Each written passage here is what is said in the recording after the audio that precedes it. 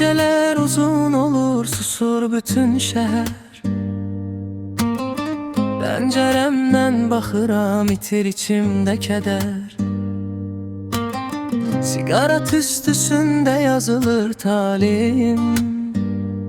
Hər alovda sönür bir arzum, bir nəfəsim.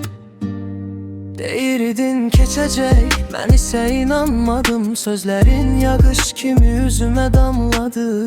Bu ürək yorulub döyünmək istəmir. Sən getdin, qalan xatirə danışır. Mən elə buradayam, dumanın altında. Səsin çox uzaqda, gəlmir axı daha. Bir şəkil, bir qoxu, hamısı qalıb məndə. Sən çıxıb getmişsən, mən ilişmişəm dərdə.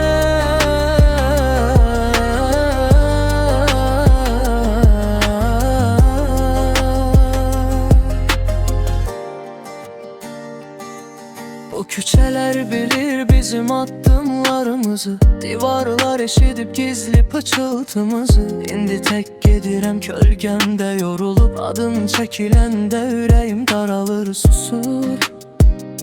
Bir şərab, bir sigaret və bir də xatirə. Qulağımda səslənir köhnə bir melodiya. Gözlərim yol çəkir, amma sən gəlmirsən. Bəlkə də çoxdan məni yadına salmırsan. Mən elə buradayam, dumanın altında. Səsin çox uzaqda, gəlmir axı daha. Bir şəkil, bir qoxu, hamısı qalıb məndə. Sən çıxıb getmişsən, mən ilişmişəm dərdə.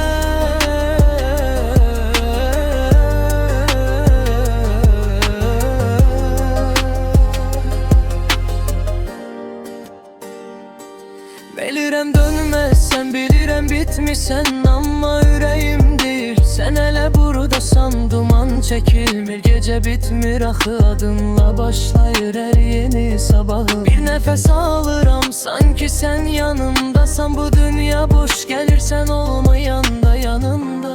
Dumanın altında itib gedirəm səni.